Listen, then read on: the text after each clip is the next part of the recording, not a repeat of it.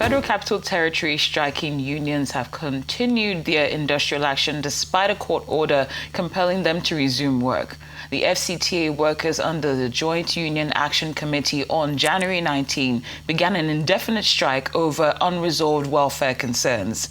In the meantime, the Nigeria Labour Congress and the Trade Union Congress of Nigeria have thrown their full weight behind the striking workers, accusing the Minister of the FCT, Nyesom Wike, of intimidation and warning that the ongoing industrial action will continue until meaningful negotiations take place. Well, Arise News analyst Dayo Sobowale joins us now to have a chat about this. Good afternoon, Mr. Sobowale. Many thanks for being here. It's a pleasure to be here. So we understand that the court has issued an order for workers to suspend the strike, and TUC and NLC are telling FCT workers not to listen to the order or just ignore it. Do you think this is a case of principled labor activism or a dangerous contempt of courts? It's a dangerous contempt of court, dangerous labor activism. Both. You got it right. Right. I don't need to say anything. Are we fighting today? No, we are not fighting. Well. What you say is very interesting. Yeah, indeed. These people are advocating for a labor union to be lawless. To be lawless. They have no respect for the rule of law.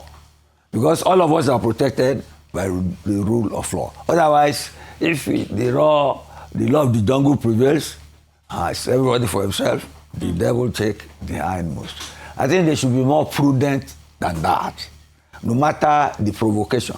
See, even the press release, this down, signed by their two secretaries, that they know there are some judges who are law-abiding and who are honest, and there are some judges who are greedy and who take bribes, and that the day of judgment will come for those people. You don't write such things down in public.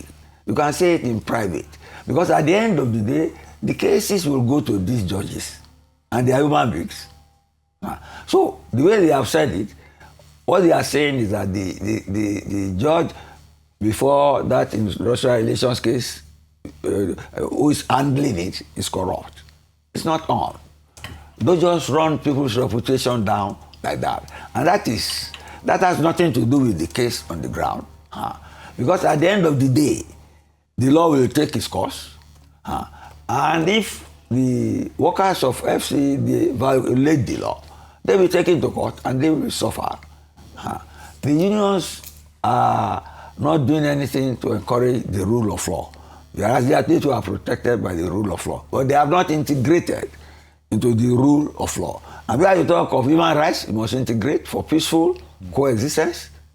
Because it is when you have that, you have economic growth, and you have social cohesion, and society can be peaceful and prosper. Let's leave it like that. Right, Mr. Sobowale, the workers are saying the court ruling did not address issues they went to strike for initially, and giving more leverage to the FCT minister. I think he also made a pronouncement immediately after that ruling. I'd like your take on that. It seems they are at crossroads right now. No, they should not be. The court ruling is that they should resume pending determination of the suit. Who told them that the judge or the court will not rule in their favor? They are preempting everything. And the bigger unions, the patrons, are patronizing of fomenting lawlessness. It is not on. I can give you one or two examples. See the AFC, the entertainment we had, football. So what Senegal did, I was furious too. When they took their players out, I was thinking, that's me personally, that they should not return. But they returned and they won the final. They defeated Morocco. But all those who broke the law, AFC has seized they have fined both Senegal, they have fined, and they have fined the coach. Yeah. In fact, upon stage, the coach of Senegal, who asked them to go out, they banned him for life.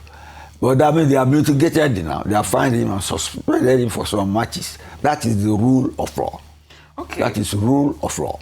Well, at least we know you're a football fan now with that example. Well, I'm sure context is key, Mr. Sobowale. We definitely knew that. And you mentioned earlier that what was written about the judges or the judge handling the case being corrupt is something that should have probably been said privately and not publicly. But when we look at Nigerian history, we've seen numerous cases where the government of the day uses courts to break strikes and suppress labor. We've seen that many times. So should unions respect court orders when the judiciary sometimes might appear to be a tool for, for executive oppression? Look, you are just simplifying it. It's not that simple. If a court gives an order, you can always appeal. That is the rule of law. You can always appeal every step of the way until you get to the Supreme Court. But what about the perception that the judiciary appears to be a tool for executive oppression? That is an opinion which is meaningless. It is utterly meaningless. In the face of the law, it is non-existent. You contest. You see, the law is made to settle disputes in society. That's why you have this presidential system, 3 arms of government, made in such a way that one does not oppress the other, so that the executive does not accumulate. Okay, people can take the executive to court. Let me give you an example. Yes. Like when we often see all these protests that are stemming, it doesn't necessarily need to be related to this. We often see court orders that are obstructing protesters from carrying out their duties. But when we see counter protests, there is never any issue. There are never any court orders. So that's context for this perception of the judiciary appearing not to be objective in carrying out its duties. So what's the way around it? That is your perception. Okay. You are always entitled to your perception. Okay. You see, the right to protest is inherent in any democracy, but it must not turn violent. You see what is that? It's not peculiar to us. You see what is happening in America. Some people have been killed. You get me? But the government is insisting that this is the law. You cannot come in without credentials and you have committed crime and you think you can walk just like that. But in Spain, it's a similar example. Those ones have said, if you come in, if you have stayed for 5 months, we give you extension for 1 year because they need people to work on their farms. But you have to prove that you have not committed any crime. You see, you mentioned context. Context differ. Do you get me? Okay, look at Onitsha market now, and what Soludo is doing. That is vintage example of the rule of law. This Monday, people saying, he said, Soludo said he even went to Kanu.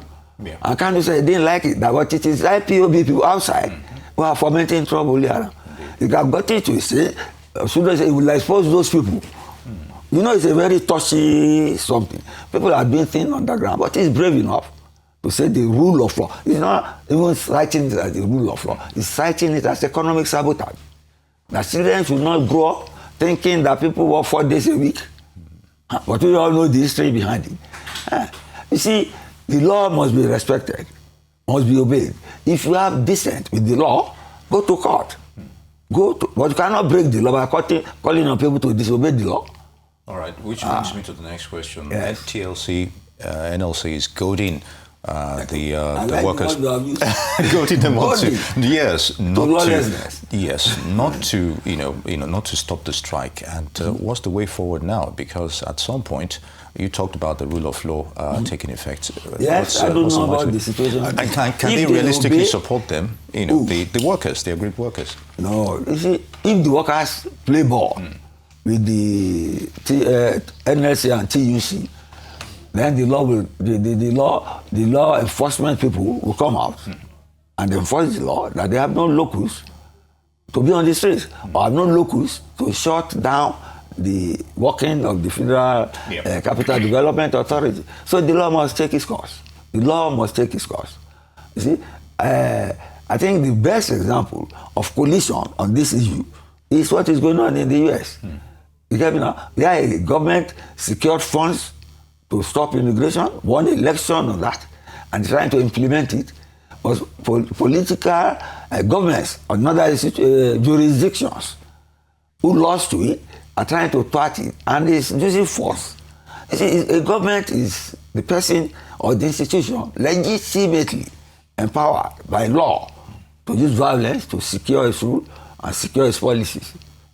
So if these people play ball, which use your hand, then the law must take its course.